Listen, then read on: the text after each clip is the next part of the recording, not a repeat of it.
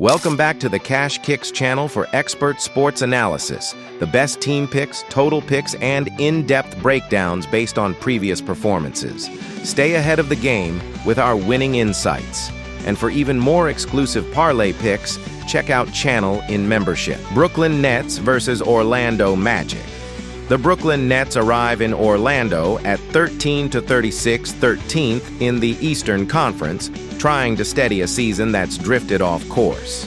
The Orlando Magic stand at 25-24, 8th in the East, holding on to playoff positioning and looking to create separation in a tightly packed middle tier. The season series already tilts Orlando's way, 2-0. The numbers give the Magic a commanding edge in win probability at 74.1%, and this one carries weight. For Orlando, it's about protecting home court and climbing the bracket. For Brooklyn, it's about pride, progress, and proving they can disrupt a postseason hopeful.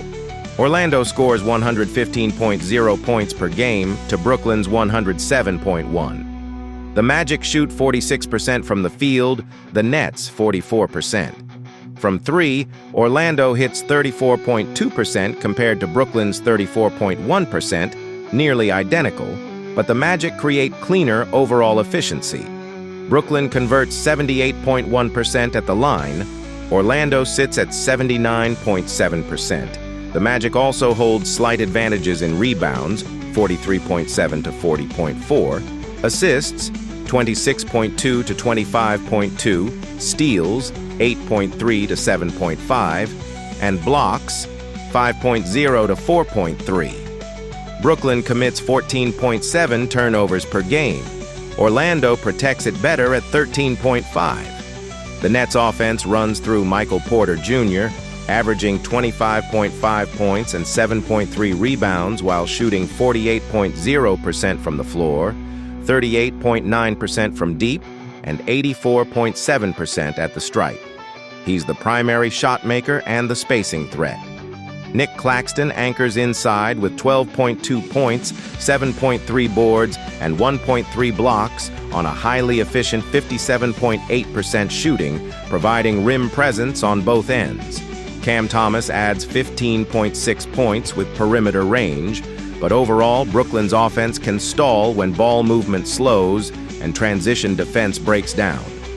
Orlando counters with Paolo Banchero, delivering 21.6 points, 8.6 rebounds, and 4.8 assists while shooting 45.9% overall. Franz Wagner adds 22.2 points on 48.2% shooting and 36.8% from three, giving the Magic a two-headed scoring engine with size and versatility. Wendell Carter Jr. contributes 12.1 points and 7.3 rebounds, while Goga Bitadze provides 1.2 blocks per game to fortify the interior. This is a team that shares the ball, controls tempo, and leans into physical half-court execution. The defining theme, Orlando's balanced efficiency versus Brooklyn's shot-making dependence. If the Nets can turn this into a perimeter scoring contest, they have a chance. If Orlando dictates pace and owns the glass, the math favors the home side. Recent form sharpens the contrast. Brooklyn has dropped 4 of its last 5, losses to the Lakers, 125-109, Pistons, 130-77, Nuggets, 107-103, and Suns, 106-102, with a lone win over Utah, 109-99. The offense has been inconsistent, and defensive lapses have widened margins quickly. Orlando has also lost 4 of 5, falling to Oklahoma City, 128-92, San Antonio, 112-103, Toronto, 130-120, and Cleveland, 114-98, with one bright spot, a 133-124 win over Miami. The Magic's defense has slipped in recent outings, surrendering 120 or more in 3 of those games. Both teams enter searching for stability, but Orlando's broader body of work suggests a firmer foundation. The game within the game centers on Porter Jr. and Banchero. Porter's scoring is precision-based, High release, smooth range, efficient catch-and-shoot rhythm. He's at 48% from the field and nearly 39% from three. A pure shot maker who can tilt momentum in minutes. Banchero brings power and playmaking, averaging nearly 5 assists and attacking mismatches with strength. Wagner's efficiency and secondary creation add another layer, giving Orlando more diversified late-game options. If Porter catches fire early, Brooklyn stays attached. If Banchero and Wagner collapse the defense and spray out to shooters, Orlando controls the arc and the paint simultaneously. From a tactical standpoint, Orlando's +8 scoring margin and clear advantage on the glass could prove decisive over the course of the game. The Magic consistently create second-chance opportunities through strong offensive rebounding, while also defending with discipline and avoiding unnecessary fouls that gift opponents easy points. Their ability to control possessions on both ends puts steady pressure on opponents. For Brooklyn to counter this, they must protect the basketball, limit live ball turnovers, and look to accelerate the tempo before Orlando's structured half-court defense can get organized. Claxton's rim protection will face a serious challenge from Banchero's aggressive downhill attacks and Carter's interior physicality. Along the perimeter, containing Wagner without committing too much help, defense is essential. Orlando is especially dangerous when crisp ball movement leads to open rhythm three-point attempts. Bench depth also tilts slightly toward the Magic, whose rotation pieces contribute across categories. For Brooklyn, consistency from secondary scorers and transition defense are X factors. If they hold Orlando under 110 and keep the rebounding gap narrow, they can pressure late. After analyzing both teams, my first pick for this match is Orlando Magic winner. Orlando's superior efficiency, rebounding control, and multi-option offense should prevail. Expect the Magic to dictate tempo, win the possession battle, and close with composure, protecting their playoff position with a decisive home performance. My second pick for this match is total over 211.5. Chicago Bulls versus Toronto Raptors. The stage is set in Toronto. The Chicago Bulls arrive at 24-27, sitting third in the Central Division, trying to steady their season after hovering below .500. The Raptors stand at 30-22, fourth in the Atlantic, holding firm in the Eastern playoff picture and defending home court with purpose. The numbers lean toward Toronto, roughly a 72% edge in win probability, and the broader context explains why. This is more than a mid-season game. For Chicago, it's a chance to reclaim traction and prove they can compete with playoff-positioned teams. For Toronto, it's about consolidation, protecting seeding, reinforcing identity, and defending a building where they've been strong at 14-12. Chicago scores 117.2 points per game, slightly ahead of Toronto's 113.6. But the defensive contrast is stark. The Bulls surrender 120.2 per contest, while the Raptors allow just 112.5. Both shoot 47% from the field, but Toronto's defensive discipline narrows games into their comfort zone. The Bulls move the ball well at 29.5 assists per game, nearly identical to Toronto's 29.3. Rebounding is close. Chicago at 45.3, Toronto at 43.1, while the Raptors generate more steals, 8.5 to 7.3, hinting at their disruptive perimeter pressure. Blocks are nearly even, 5.0 for Chicago, 4.8 for Toronto. Individually, Josh Giddey drives Chicago's offensive engine with 18.6 points, 8.6 rebounds, and 8.8 assists, shooting 46.2% from the field and 36.6% from three. Kobe White matches him at 18.6 points per night, adding 4.7 assists with 34.6% from deep. Nikola Vucevic anchors inside with 16.9 points and 9.0 rebounds on 50.5% shooting. Ayo Dosunmu adds efficient balance at 15.0 points on 51.4% shooting. For Toronto, Brandon Ingram leads at 21.9 points per game on 47.0% shooting, hitting 35.8% from three and 83.6% at the line. Scotty Barnes supplies two-way force, 19.3 points, 8.3 rebounds, 5.5 assists, with 1.3 steals and 1.6 blocks per game. Emmanuel Quickley orchestrates at 16.8 points and 6.1 assists, shooting 49.9% from the floor. The defining theme: Chicago's offensive volume versus Toronto's defensive control. Can the Bulls' scoring depth overcome a Raptors unit that protects the paint, pressures passing lanes, and limits efficient looks? Recent form sharpens the tension. Chicago has dropped 4 of its last 5, including losses to Milwaukee, Miami twice, and Indiana, with their lone win coming in a tight 125-118 decision over Miami. They've allowed 115 or more points in 4 of those 5 games. The defensive leak remains. Toronto, meanwhile, is 3-2 over its last 5. They've shown offensive bursts: 128 against Minnesota, 119 against New York, 107 against Utah, but also inconsistency in losses to Orlando and Minnesota. The Raptors' defensive floor has generally held, and their wins have come with balanced scoring and pace control. Giddey plays with rhythm and orchestration. Nearly 9 assists per game, 8.6 boards, and constant paint touches. He stretches defenses just enough from beyond the arc and lives in the mid-range pocket, creating angles and collapsing help defenders. Ingram counters with length and scoring polish.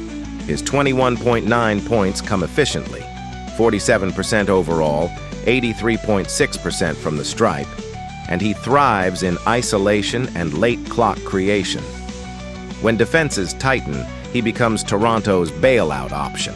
Barnes adds the swing element. His 8.3 rebounds, 5.5 assists, and rim protection give Toronto lineup versatility. Vucevic must command the glass and establish interior presence to prevent Toronto from switching freely and running in transition. Tactically, the turnover margin and overall defensive containment will likely shape the flow of this matchup. Toronto's 8.5 steals per game reflect their aggressive perimeter pressure and active hands in passing lanes, constantly probing for deflections that can disrupt offensive rhythm. Meanwhile, Chicago's 13.7 turnovers per contest suggest vulnerability, particularly when facing teams that thrive on forcing hurried decisions and loose ball security. If the Raptors can consistently turn those live ball mistakes into quick transition opportunities, they seize control of tempo and prevent Chicago from settling into structured half-court sets. Limiting those errors, valuing possessions, and improving spacing will be essential for the Bulls to neutralize Toronto's defensive pressure and avoid playing from behind. In half-court sets, Chicago will rely on ball movement, nearly 30 assists per game, to generate open threes and post touches. But if Toronto's perimeter containment holds and Barnes disrupts driving lanes, the Bulls could be forced into contested jumpers. Bench depth tilts slightly toward Toronto, particularly with Barnes and Quickley staggering minutes to maintain offensive structure.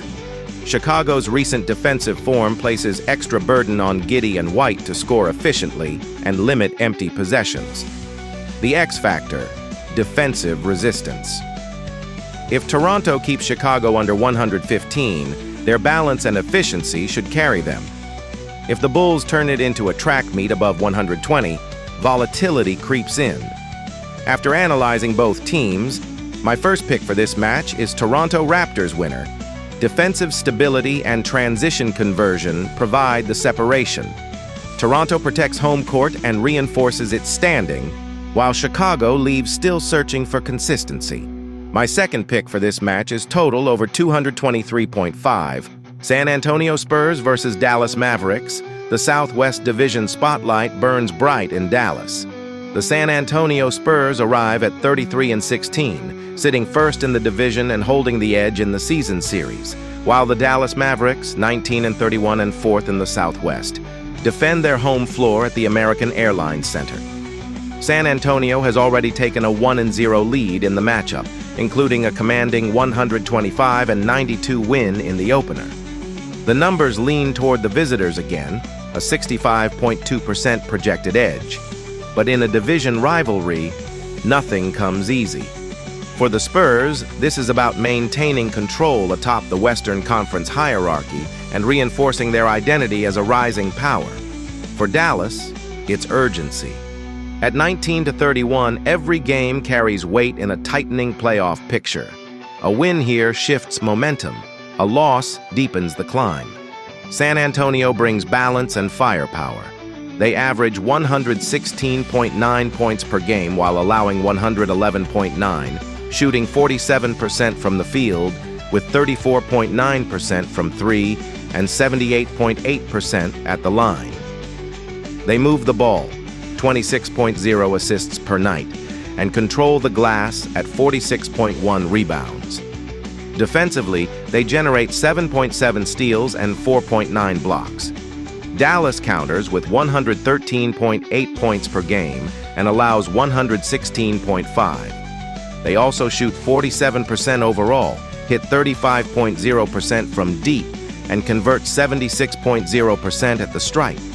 They average 25.1 assists and 45.2 rebounds, but their 14.4 turnovers per game underline inconsistency. Where they excel is rim protection, 5.6 blocks per contest, and opportunistic defense with 7.5 steals. The centerpiece in silver and black is Victor Wembanyama. He leads the Spurs with 24.1 points, 11.0 rebounds, and 2.7 blocks per game while shooting 50.4% from the field and 82.7% at the line. He's both offensive engine and defensive anchor.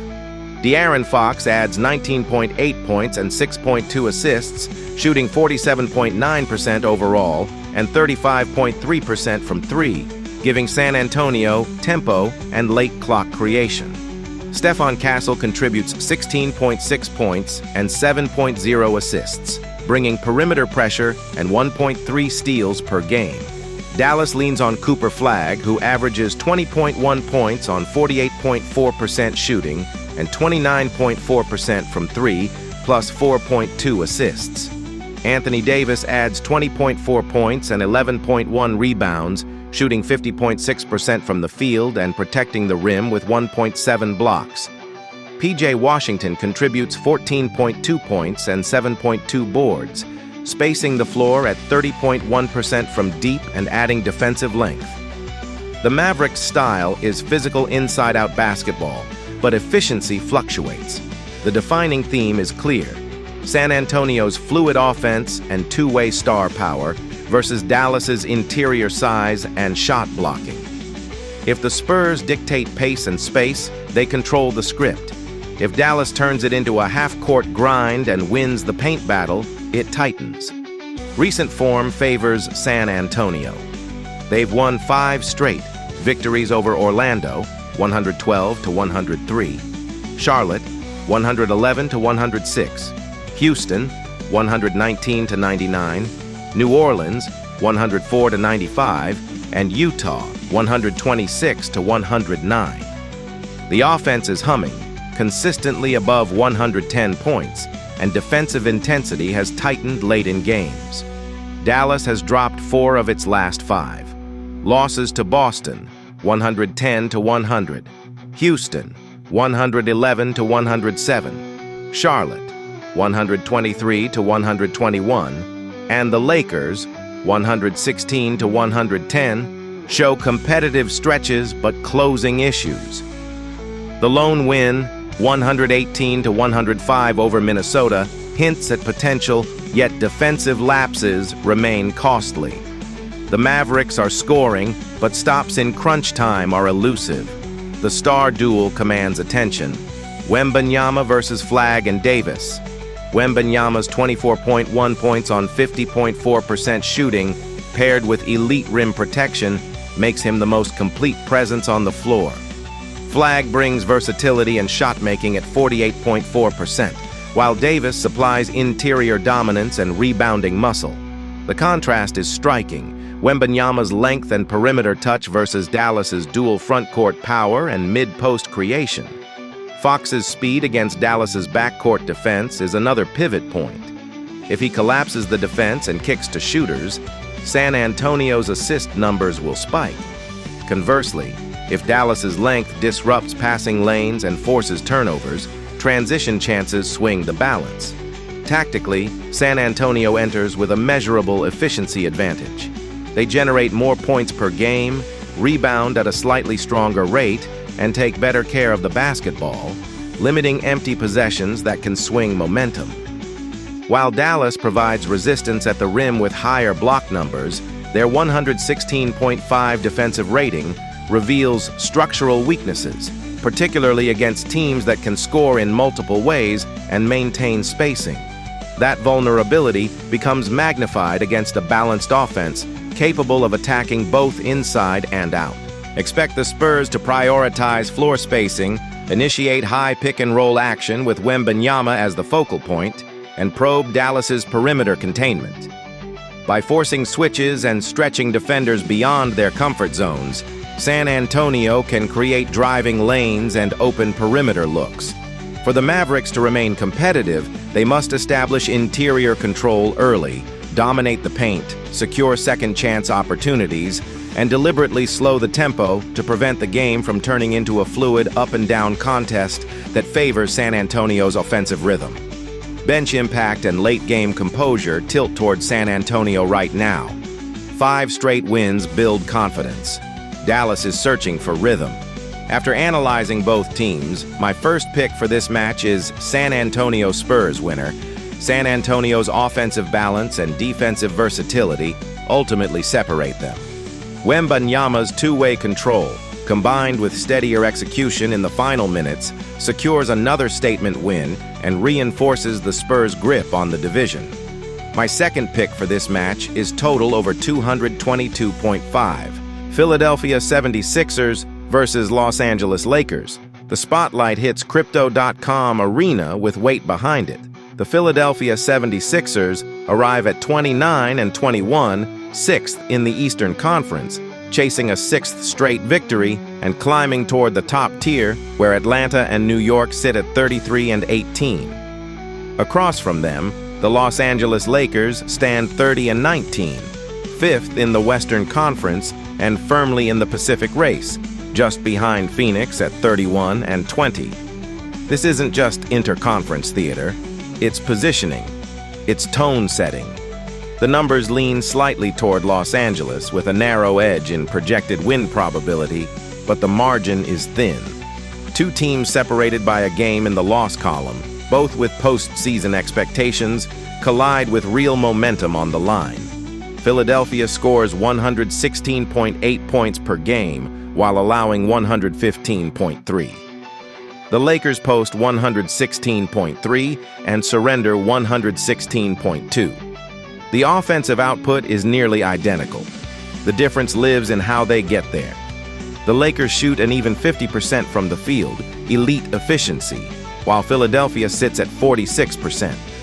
The Sixers compensate on the glass, grabbing 43.8 rebounds per game to the Lakers' 41.3. Ball movement is virtually even, 25.0 assists for Philadelphia, 25.1 for Los Angeles.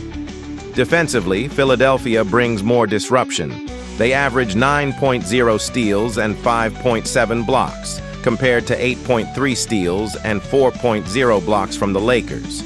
The Sixers generate extra possessions and protect the rim. The Lakers rely on positional discipline and shot-making precision.